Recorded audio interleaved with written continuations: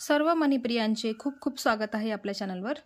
बघा, आज मी तुम्हाला एक ब्रेसलेट शिकवणार आहे। छोटंसं एकदम सिंपलचं ब्रेसलेट शिकवणार आहे। बघा, मी हे एक बनवलेलं होतं, माझ्या मुलीच्या मापाचं बनवलं आहे। तर बघा, आणि आता पण तिच्याच मापाचं बनवणार आहे, तर त्यानुसार तुम्ही मोठंही बनवू शकताय। तर मी एक सॅम्पल म्हणून तुम्हाला एक दाखवणार आहे बनवून। तर बघा, हे मी क्रिस्टलमध्ये केलेलं आहे। काही क्रिस्टल घेतले आहे आणि काही मोती घेतलेले आहे।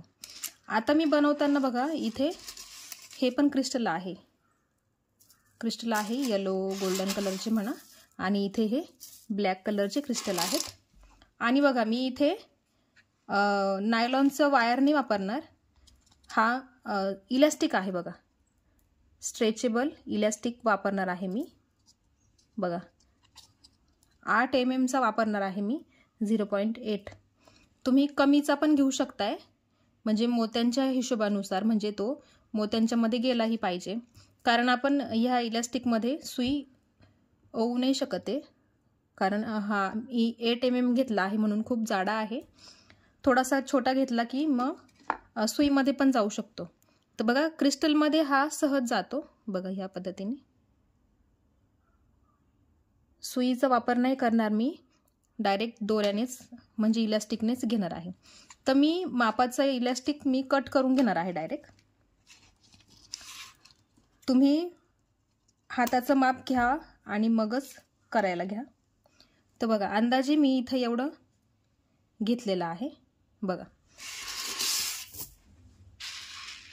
तर चला मग आपण सुरुवात करूया, आणि मग तुम्हाला मी इथे शेवटी गाठ कशी द्यायची इलास्टिकला ते पण सांगणार आहे। तुम्हाला तंगूसमध्ये करायचं असेल तंगूसमध्ये पण करा, तंगूसमध्ये मी तुम्हाला नंतर करून दाखवेल वायरमध्ये।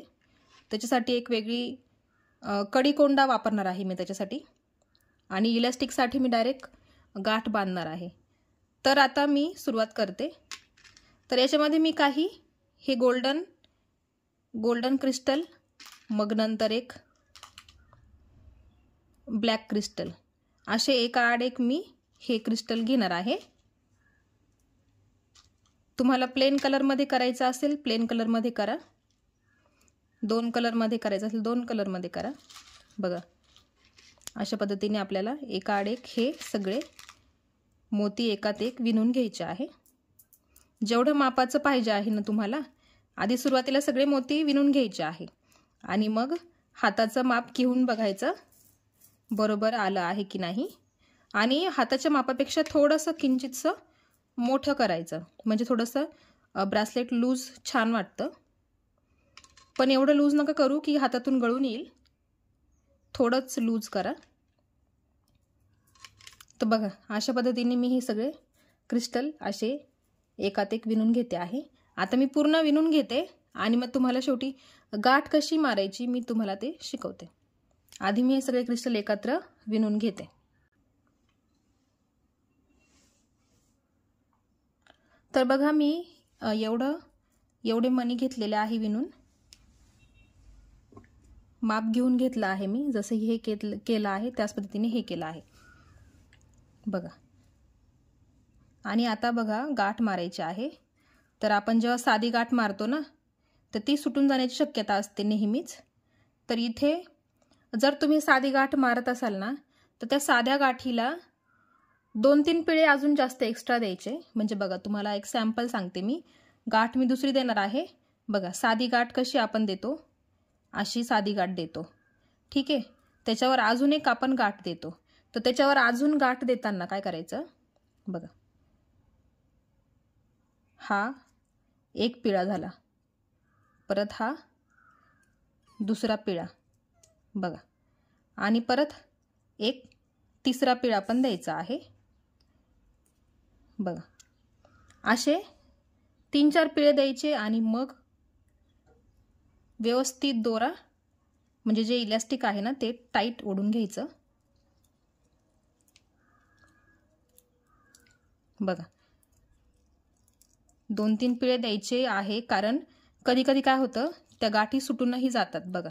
साधी पण गाठ आपण जेव्हा मारतो ना, तेव्हा पण ती गाठ सुटून जाते बघा।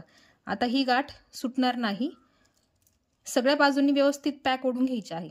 इकडे ब्रेसलेटला ह्या दिशेने पण ओढायचं, 4 दिशेंनी ब्रासलेटची गाठ ओढून घ्यायची आहे. बघा बघा, आता ही एकदम टाईट झालेली आहे. बघा, बिलकुल सुटणार नाही. शक्यतो त्याची टाईटनेस चेक करून घ्यायची आणि व्यवस्थित टाईट ओढून घ्यायचा आहे आपल्याला दोरा, जेणेकरून तो सुटला नाही पाहिजे. पण तरी कधी कधी बघा लूज होत आहे. बघा इथे बघा,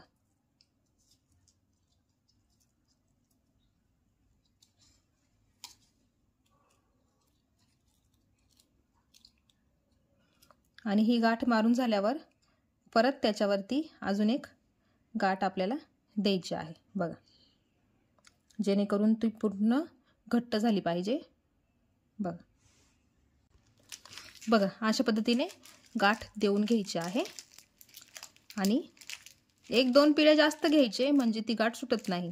आणि चारही बाजूंनी आपल्याला ती ओढून घ्यायची आहे व्यवस्थित. बघा, अशा पद्धतीने गाठ द्यायची आहे आणि हा उरलेला दोरा कट करून घ्यायचा आहे. बघा, हा उरलेला दोरा आपण कट करून घेणार आहे. तर बघा, आता एक पद्धतीने मी तुम्हाला गाठ मारून दाखवली, आता दुसऱ्या पद्धतीने पण तुम्हाला मी गाठ मारून दाखवणार आहे. तर बघा, असं विणून झाल्यानंतर काय करायचं, बघा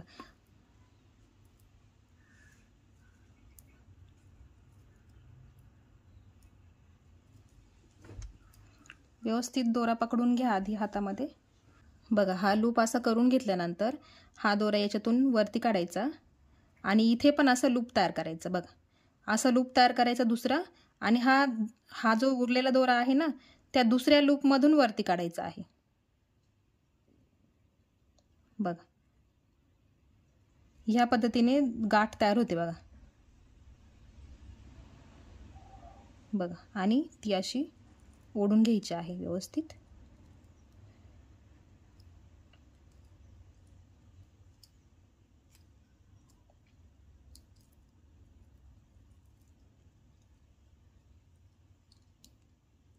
आणि याच्यावरून पण परत एक साधी आपल्याला गाठ द्यायची आहे, म्हणजे डबल शुअर का परत ती गाठ सुटणार नाही अशी. हा प्रॉब्लेम फक्त इलास्टिक यूज करताना होतो, कारण इलास्टिकची गाठ सुटणं कधी कधी सुटते, त्याच्यामुळे बघा तरी लूज होते आहे. तुम्हाला फक्त व्यवस्थित टाईट करून घ्यायची आहे ती, चारही बाजूंनी तुम्हाला टाईट करून घ्यायची आहे. नाही तर इलास्टिकमध्ये जर तुम्हाला नसेल पाहिजे तर डायरेक्ट आपल्या तंगूसमध्ये तुम्ही काम करू शकताय.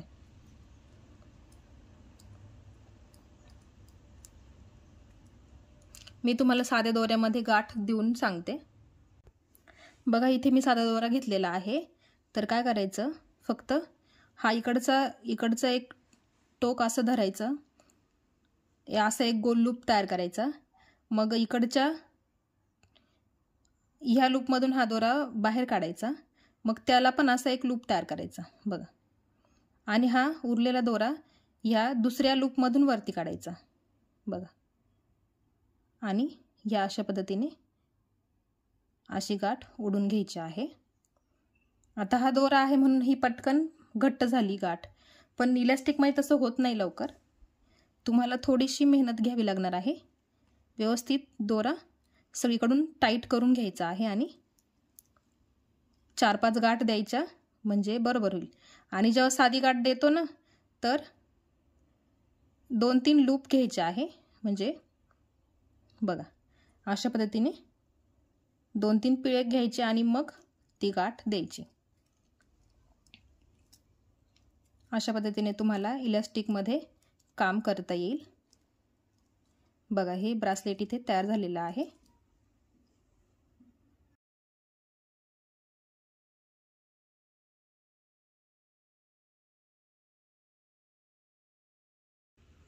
तर अशा प्रकारे दोनही ब्रासलेट मी पूर्ण करून घेतलेले आहे. तुम्हाला पाहिजे असतील मोठे तर मोठे पण करू शकताय तुम्ही. फक्त हाताचं माप घ्यायचं आहे आणि मग तुम्ही ब्रासलेट मोठं पण करू शकताय. तर आजचा व्हिडिओ तुम्हाला कसा वाटला मला कमेंट सेक्शनमध्ये नक्की कळवा.